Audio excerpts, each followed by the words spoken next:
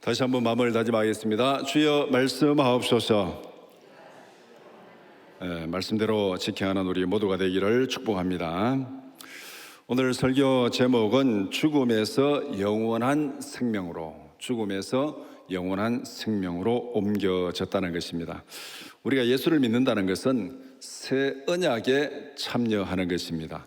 우리가 언약을 맺는다, 약속을 한다, 동맹을 맺는다, 이것은 하나가 된다는 의미입니다. 예수를 믿는다는 것은 예수님과 언약으로 하나가 되는 것, 이런 원리를 성경은 결혼으로 하나가 되는 것에 비유해서 설명합니다. 두 사람이 만나서 결혼으로 약속함으로 이제는 둘이 하나가 되었다, 그런 의미에서 우리가 예수를 믿는 것은 새 언약에 참여하는 것이고, 그로 말미암아 예수님과 우리가 하나가 되었다, 그것을 말씀합니다.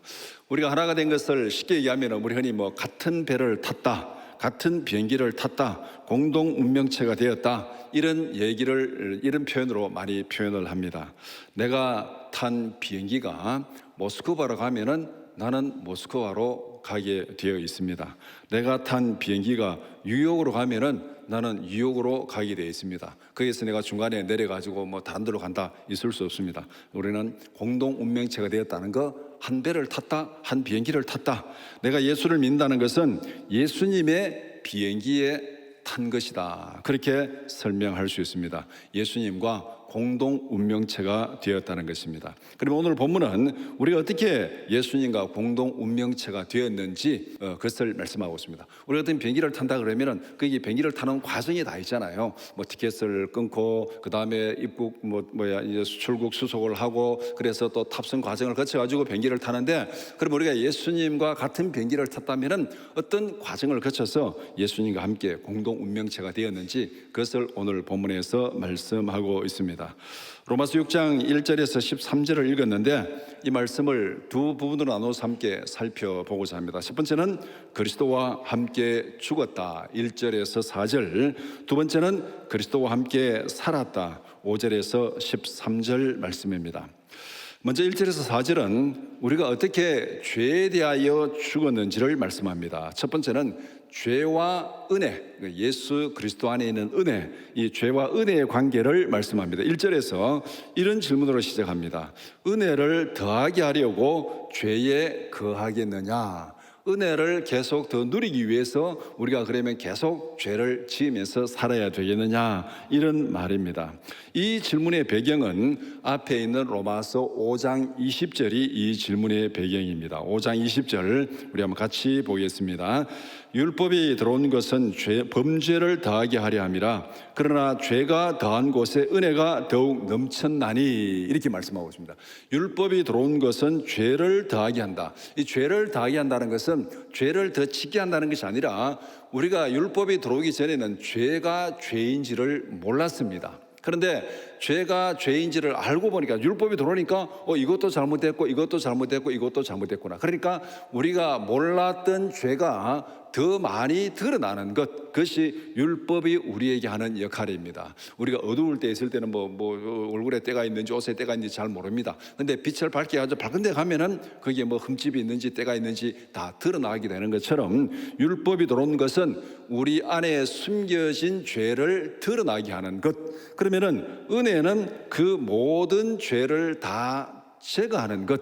그러니까 죄가 많은 곳에는 더 많은 은혜가 주어진 거죠. 그 죄를 다 제거했으니까, 예를 들어서 쓰레기를 1톤 치우는데 들어가는 비용이 만약에 10,000원이라면은 쓰레기를 10톤 치우려고 그러면은 들어가는 비용이 적어도 10만 원 되는 거잖아요, 산술적으로 계산하면은. 그러니까 쓰레기 1톤 치우는 거, 쓰레기 10톤 치우는 거, 10톤 치우는데 내가 훨씬 더 이게 은혜를 더 많이 받았다, 비용이 더 많이 들었으니까. 그래서 은혜는 죄를 씻어내는 것, 죄를 제거하는 것입니다. 그러니까 그러면은 내가 이 쓰레기 치우는 비용을 내가 더 많이 받기 위해서는 내가 계속 쓰레기를 만들어야 되겠네. 죄를 만들어서 더 많은 쓰레기를 만들면은 그 치우는데 비용이 더 많이 드니까 나는 은혜로 비용 안 들이고 더 쓰레기 많이 치우니까 계속 쓰레기를 만들어야 되겠네. 이런 질문이 지금 1절에 있는 질문과 같은 질문입니다.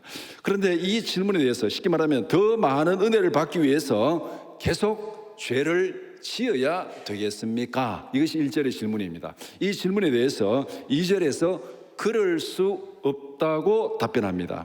은혜를 더 받기 위해서 계속 죄를 지을 수 없다는 것입니다. 죄는 사람을 죽이는 독약입니다.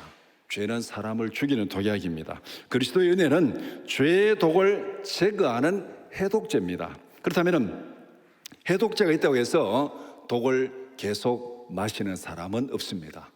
해독제를 아주 좋은 성능이 좋은 해독제가 이제 있고 내 해독제를 집에 사놨으니까 내가 이제 이 독을 계속 마셔도 나는 이 해독제 먹으면은 내가 죽지 않는다 하고 해독제가 있기 때문에 계속 독약을 마시는 사람은 없습니다. 바로 그럴 수 없다는 것. 1절, 2절의 관계가 바로 그렇습니다. 죽음에 이르는 죄의 독을 해독하는 것을 우리는 감사해야 됩니다. 우리는 이미 죄를 지었기 때문에 영원히 죽을 수밖에 없어요. 그 죽을 수밖에 없는 그 상태에서 예수 그리스도의 은혜로 죄사함 받고 구원 받았습니다. 그것으로 감사해야 되지. 해독제가 있네. 또 독약을 마시자. 이거는 있을 수 없다는 것입니다. 죄는 우리를 죽이는 독약입니다. 예수님의 십자가의 은혜가 우리가 범한 죄의 독성을 완전히 제거했습니다. 이것이 바로 죄와 은혜의 관계입니다. 우리가 범한 죄를 다 독성을 제거하고 거기에서 구원받게 하신 그 은혜에 감사하라. 그것이 1절, 2절 말씀의 내용입니다. 두 번째는 우리가 죄에 대하여 죽게 된 과정을 말씀합니다. 우리는 죄에 대해서 죽었습니다. 죄에 대해서 죽었다는 것은 죄에 대해서 더 이상 반응하지 않는다는 것입니다. 그래서 죄에 대해서 죽었다는 말은 정확하게 우리는 더 이상 죄에 대해서 반응하지 않는다. 다시 말하면 우리는 죄에 대해서 시체가 되었습니다. 시체가 되기 때문에 시체가 되었으니까 아무리 그 사람을 건드리거나 찌르거나 뭐 어떻게 때리거나 해도 그 사람이 반응이 없습니다. 죽었으니까, 시체니까. 우리가 죄에 대해서 죽었다는 것은 바로 이런 의미입니다. 죄에 대해서 우리가 시체가 되었습니다. 시체가 되었으니까 죄가 우리를 아무리 유혹하고 협박하고 건드려도 우리는 거기에 대해서 아무런 반응을 보이지 않는다는 것, 이것이 바로 우리가 죄에 대해서 죽은 것입니다. 그럼 우리가 어떻게 죄에 대해서 죽었습니까? 그리스도와 연합하여 세례를 받음으로 죄에 대해서 죽었다, 그렇게 말하고 있습니다. 세례를 받는다는 것은 예수 그리스도의 새 언약에 서명하는 것입니다. 언약에 서명하는 것, 이제 하나가 되었다, 예수님이 하나가 되었다, 그런 의미입니다. 예수 그리스도와 하나가 됐다는 것은, 이걸 쉽게 설명하면 비행기를 갈아탔다, 이렇게 설명할 수 있습니다. 죄의 비행기에서 내려서 그리스도의 비행기로 갈아탄 것입니다. 그리스도의 비행기를 탔기 때문에 우리는 그리스도와 공동 운명체가 된 것입니다. 그리스도가 죄를 위해서 죽을 때, 그리스도가 죄를 위해서 죽었을 때 우리는 함께 죄에 대해서 죽었습니다. 예수님과 함께 같은 비행기를 탔기 때문에 예수님이 십자가에서 죄를 위해서 죽었을 때 우리는 공동운명체 하나니까 우리도 그리스도와 함께 죄에 대해서 죽었습니다. 간단히 설명하면은 우리는 죄의 비행기에서 그리스도의 비행기로 갈아탔습니다. 그리스도와 하나가 되었습니다. 그리스도께서 죄를 위하여 죽었을 때 우리도 죄에 대해서 죽었다. 그것이 바로 우리가 세례를 받는 것, 새 언약에 서명하고 예수를 믿음으로 받아들이는 것, 예수님의 십자가의 죽으심으로 나도 죄에 대해서 죽었습니다. 그렇게 세례 받는 것, 이것이 바로 죄의 비행기에서, 세상의 비행기에서 예수님의 비행기로, 천국의 비행기로 갈아탄 것, 이것이 바로 세례 받는 것이다. 그래서 우리는 그리스도와 함께 죽었다, 그렇게 지금 선언을 하고 있습니다. 다음으로 5절에서 13절은 죽음에서 살아난 은혜를 말씀합니다. 첫 번째, 그리스도와 함께 죽은 자에게 주어지는 은혜가 무엇인지를 말씀합니다. 우리는 그리스도와 함께 공동 운명체가 되어 있습니다. 그리스도가 죄를 위해서 죽을 때 우리도 함께 죽었습니다. 그리스도가 죽음으로 끝났다면은 우리도 영원히 죽음으로 끝났습니다. 우리가 그리스도와 하나가 되었잖아요. 그러면 그리스도가 죄에 대해서 죽었습니다. 그럼 그리스도가 죄에 대해서 십자가의 죽음으로, 그것으로 끝나버리면은 우리도 그것으로 끝나는 거예요. 그래서 성경에서 말하기를 부활이 없다면은 이 세상에서 가장 불쌍한 자가 우리라. 부활이 없다면은 가장 불쌍한 자가 우리라. 예수 그리스도와 하나가 되고 그 새 언약에 서명하고 같이 죽었는데 죽음으로 끝나버렸어요. 쉽게 말하면은 예수 그리스도의 비행기에 가다가 그냥 태평양 중간에 그냥 추락해 버렸습니다. 그것으로 끝이에요. 그러면은 우리가 가장 불쌍한 자가 되는데 예수 그리스도는 죽음으로 끝나지 않았다. 그렇게 말씀합니다. 하나님께서 십자가에서 죽으신 예수 그리스도를 다시 살리셨습니다. 그러면은 예수 그리스도와 공동 운명체가 된 우리는 어떻게 되겠습니까? 오늘 5절 말씀에 만일 우리가 그의 죽으심과 같은 모양으로 연합한 자가 되었으면 또한 그의 부활과 같은 모양으로 연합한 자도 되리라. 예수 그리스도와 함께 십자가에 죽은 자가 되었으면 예수 그리스도의 부활에도 함께 참여한 자가 되리라. 그렇게 말씀하고 있습니다. 그래서 로마서에 예수 그리스도를 구주로 삼고 그의 죽으심과 부활을 믿으면 구원을 얻으리라. 그의 죽으심과 부활을 믿으면 구원을 얻으리라. 우리가 그리스도와 함께 죽었고 그리스도와 함께 살아났다. 그렇게 말씀합니다. 이것이 그리스도와 함께 죽은 자에게 주어지는 은혜입니다. 함께 죽었으니까 함께 살아난 거예요. 우리가 어떤 사람과 같이 사업을 했는데 정말 연합에 사업을 했는데 그 사람이 망하면 나도 같이 망하는 거예요. 근데 그 사람이 다시 사업을 일으켜서 정말 막 그냥 부자가 되면 나도 같이 부자가 되는 거죠. 우리 예수 그리스도와 함께 새 언약에 참여했습니다. 주님이 십자가에 죽으실 때 우리도 같이 죄에 대해서 죽었습니다. 주님이 부활하실 때 우리도 함께 영원한 생명으로 부활했습니다. 이렇게 해서 우리는 죽음에서 영원한 생명으로 옮겨졌습니다. 예수 안에서 부활의 영원한 생명을 누리게 된 것, 이것이 예수님과 함께 죽음으로 인해서 누리는 은혜라고 그렇게 말씀하고 있습니다. 두 번째는 그리스도 안에서 변화된 신분을 말씀합니다. 그리스도 안에서 우리의 신분은 죽음에서 생명으로 옮겨졌습니다. 죄에 대하여는 죽었고 하나님에 대해서는 살았다. 우리의 신분, 변화된 것이 바로 죄에 대해서는 죽었고 하나님에 대해서는 살았다. 죄의 목적지는 영원한 죽음이고 영원한 멸망입니다. 죄의 비행기는 영원한 죽음으로 가는 거예요. 영원한 멸망으로 가는 거예요. 그래서 이 죄의 삭선, 사망이라고 그렇게 성경은 선포하고 있습니다. 그 비행기에 계속 타고 있으면은 우리는 그 죽음으로, 멸망으로 가게 되어 있습니다. 그런데 죄에 대해서 죽었다는 것은 영원한 죽음에 대해서 죽었다는 것입니다. 영원한 죽음에 대해서 죽었다. 우리가 이것을 이제 부정의 부정은 긍정이라 그렇게 얘기합니다. 영원한 죽음에 대해서 죽었으니까, 이건 다른 말로 말하면은 영원히 살아났다는 거죠. 쉽게 설명하면 예를 들어서 나는 금식하지 않았다. 금식은 음식을 먹지 않는 거잖아요. 음식을 먹지 않는 것을 하지 않았다. 그러면은 음식을 먹었다는 거예요, 먹지 않았다는 거예요? 음식을 먹었다는 것이죠. 나는 금식하지 않았다. 음식을 먹지 않는 그 일을 하지 않았다. 그러니까 음식을 먹지 않는 것이 아니고 음식을 먹었다. 나는 영원한 죽음에서 죽었다. 죄에 대해서 죽었다는 것은 영원한 죽음에서 죽었다. 그러니까 영원한 죽음으로 가지 않고 거기에서 완전히 벗어났다. 거기에도 죽었으니까 벗어났다. 그러니까 우리는 영원한 생명을 누리게 되었다. 그렇게 말씀합니다. 우리는 하나님께 대해서 살아났습니다. 하나님은 영원한 생명의 근원입니다. 하나님께 대해서 살았다는 것은 영원한 생명을 누리게 되었다는 것입니다. 멸망으로 가는 그 비행기에서 내려서 하나님께 대해서 살았으니까 영원한 생명의 근원, 거기에 같이 탑승한 것을 말씀하고 있습니다. 그래서 6절, 7절은 죽음의 원리를 보충 설명하고 있습니다. 죄에 대해서는 죽었다. 6절, 7절에 죄에 대해서는 죽었다 했는데 왜 죄에 대해서 죽었느냐? 왜 죄에 대해서 우리가 죽어야 되느냐?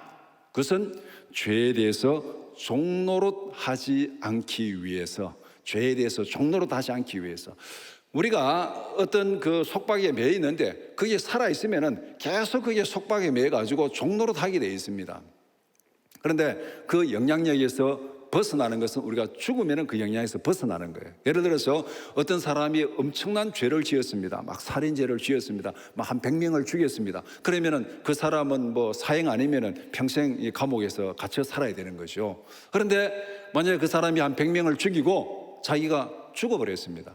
죽어버리면은 세상의 법이 그를 어떻게 할 수가 없는 거죠. 세상의 법이 그를 어떻게 뭐 감옥에 넣을 수도 없고 어떻게 뭐 사형시킬 수도 없고 죽어있기 때문에 세상의 법에서 이제 완전히 벗어나는 겁니다. 이것이 바로 우리가 죄에 대해서 죽어야 될 이유가 바로 여기 있는 거예요. 죄의 종노릇 하지 않기 위해서, 죄의 지배에서 완전히 벗어나기 위해서는 죄에 대해서 죽어야 된다. 이것이 바로 죽음의 원리를 보충 설명한 6절 7절이 바로 그 내용입니다. 왜 우리가 죄에 대해서 죽어야 되는가?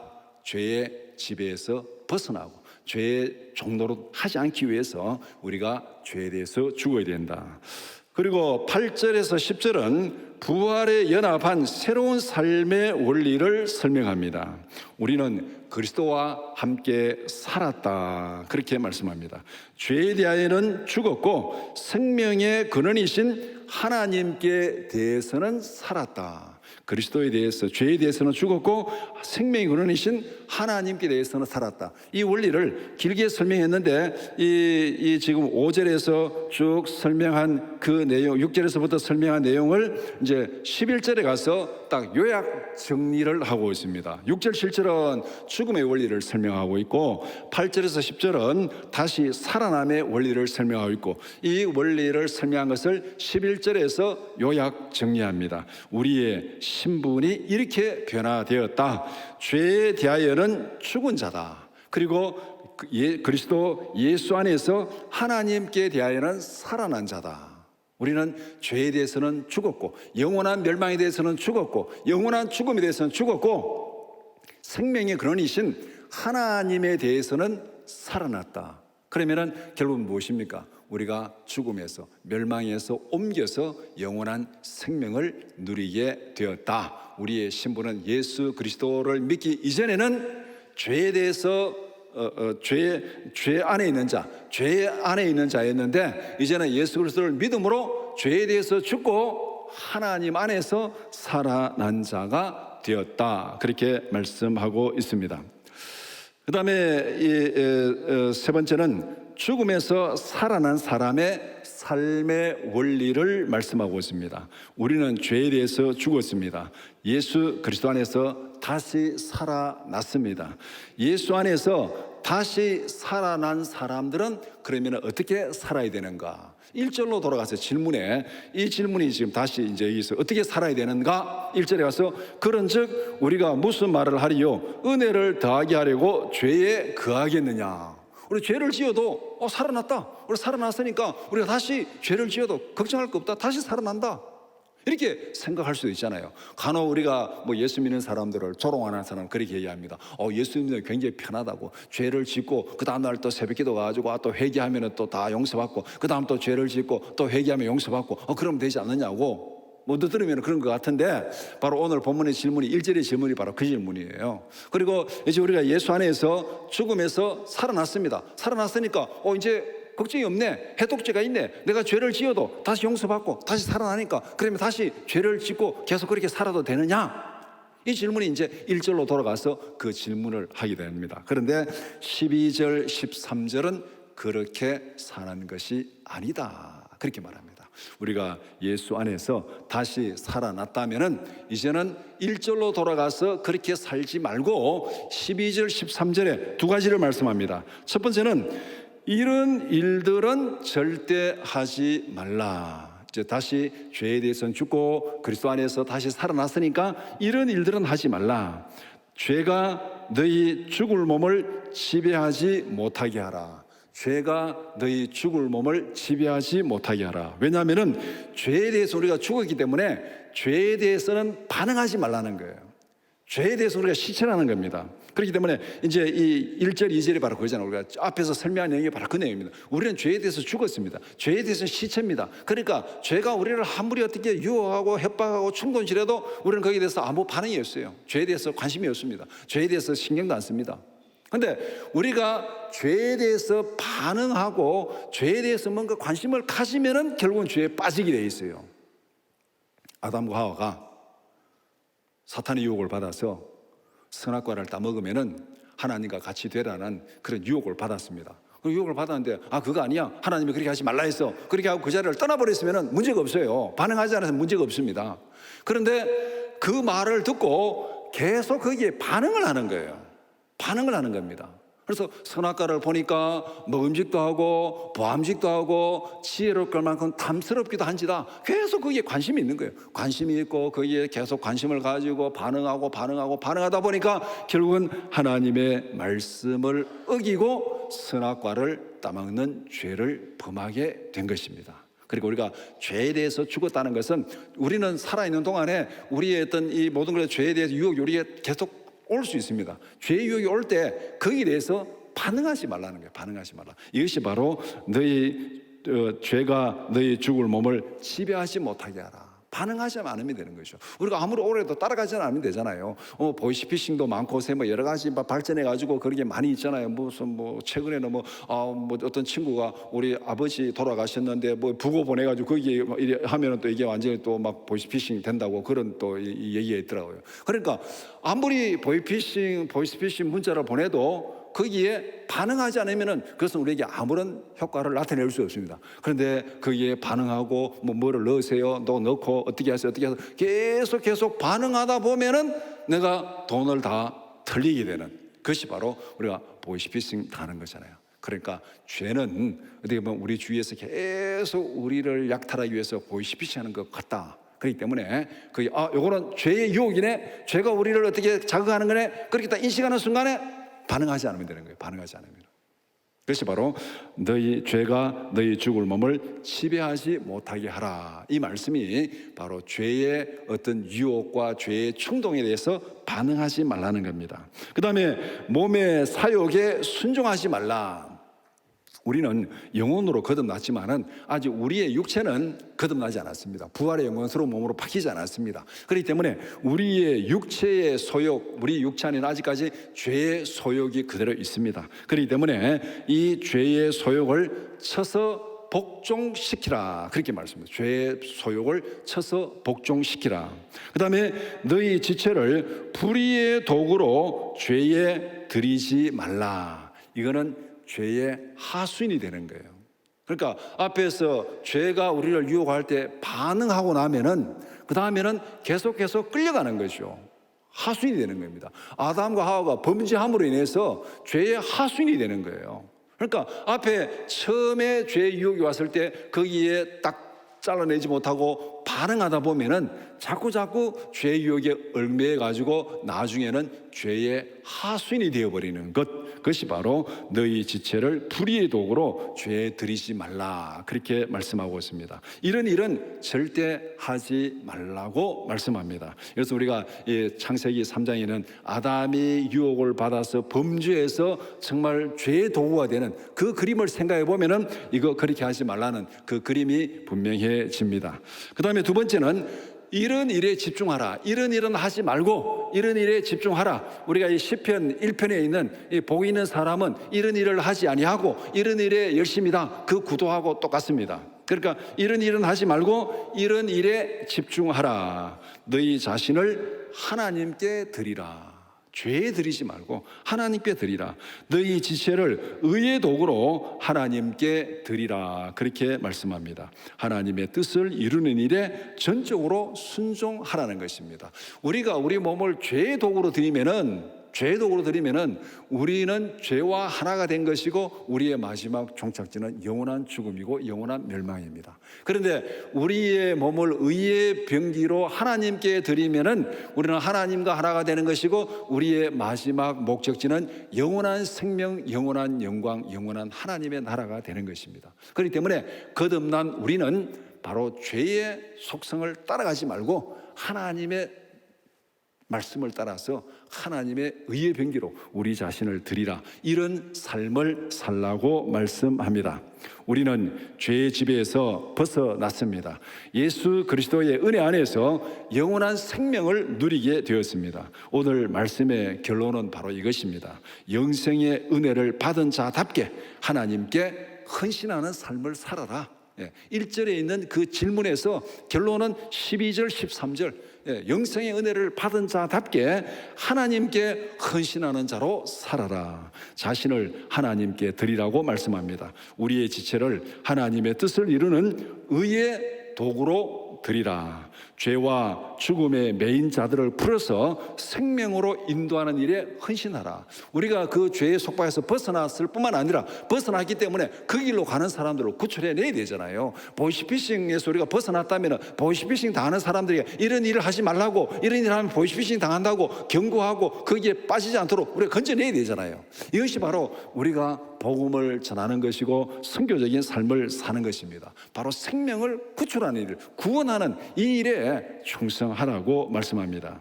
하나님의 뜻을 이루는 삶, 하나님의 영광을 위한 삶, 하나님의 기쁨이 되는 삶, 성경에서 이것을 굉장히 강조하잖아요. 우리는 하나님의 뜻을 이루는 삶을 살아야 되고 하나님의 영광을 위해서 살아야 되고 하나님의 기쁨이 되는 삶을 살아야 된다. 그냥 다 같은 얘기죠. 이것이 우리가 살아가는 삶의 목적이요, 삶의 완성입니다. 이 땅에서 예수 믿고 구원받은 우리의 삶의 목적이 무엇인가? 삶의 완성이 무엇인가? 하나님의 뜻을 이루는 것이고 하나님의 영광을 위해서 사는 것이고 하나님의 기쁨이 되는 삶을 살아가는 것입니다. 하루하루 우리가 살아가는 생활 속에서 하나님의 뜻을 이루는 일에 충성하는 우리 모두가 되기를 축복합니다. 함께 기도드리겠습니다.